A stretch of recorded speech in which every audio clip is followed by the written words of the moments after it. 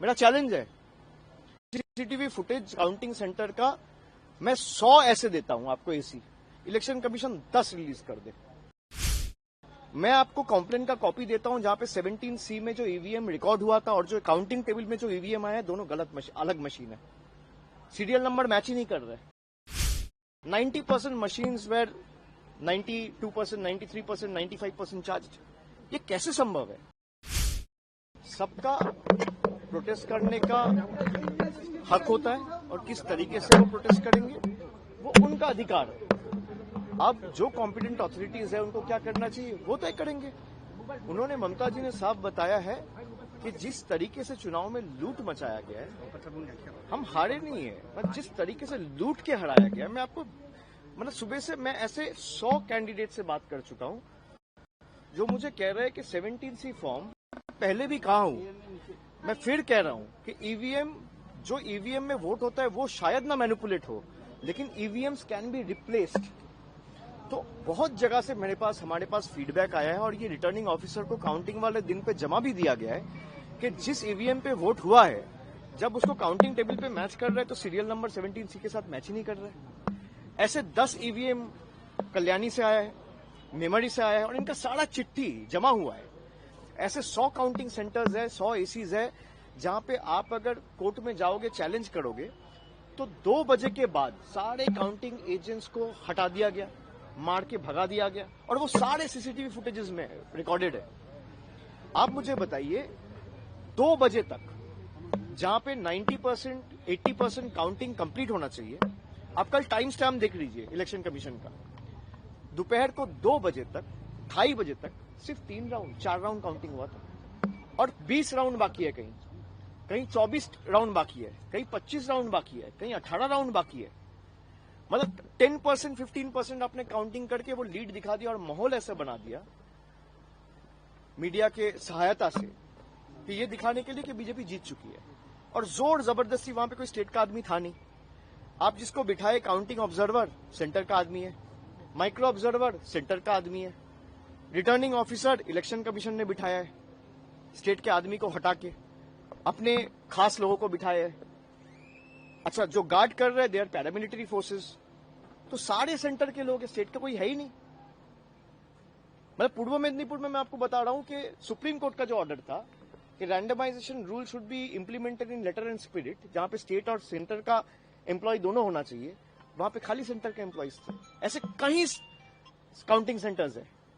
तो जिस तरीके से लूट मचाया गया है, जोर जबरदस्ती, आपने पहले भाई तृणमूल और बीजेपी का वोट का फर्क क्या है?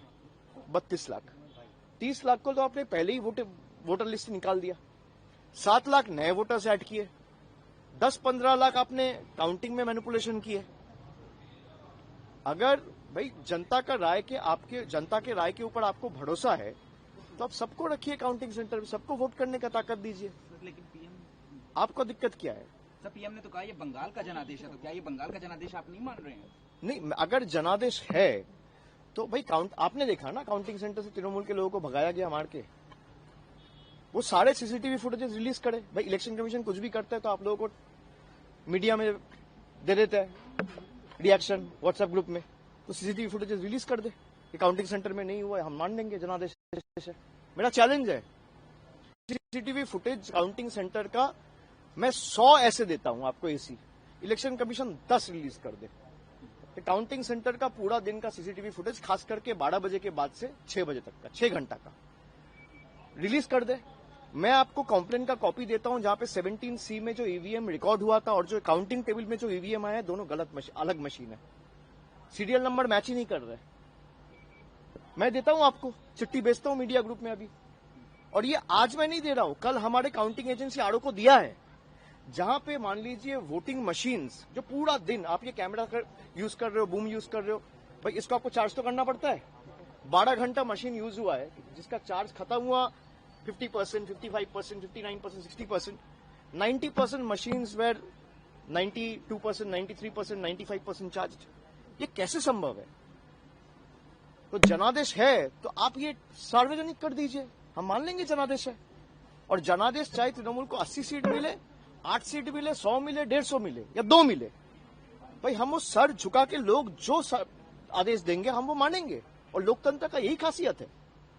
लेकिन जिस तरीके से आपने माहौल बना के लोगों को वोटर लिस्ट से बाहर करके जोर जबरदस्ती, कभी ईडी, कभी सीबीआई, कभी एनआईए से जिनको नोटिस दिया, और ऐसे भी लोग हैं जो काउंटिंग एजेंट्स थे कल, उनको भी नोटिस गया ताकि वो काउंटिंग में नहीं जा पाए। खाली आप चुनाव आयोग को बोलो कि भाई मैं 100 नाम देता हूं, आप 12 से लेकर 6 बजे तक का सीसीटीवी फुटेज रिलीज कर दो। सीसीटीवी तो था ही, मैं गलत प्रूव हो जाऊंगा, आपके सामने आके माफी मांग लूंगा। तो ठीक है, इसमें पार्टी में चर्चा होगी, और आने वाला दिन में जो भी होगा एक फैक्ट फाइंडिंग कमेटी हम लोग बनाए।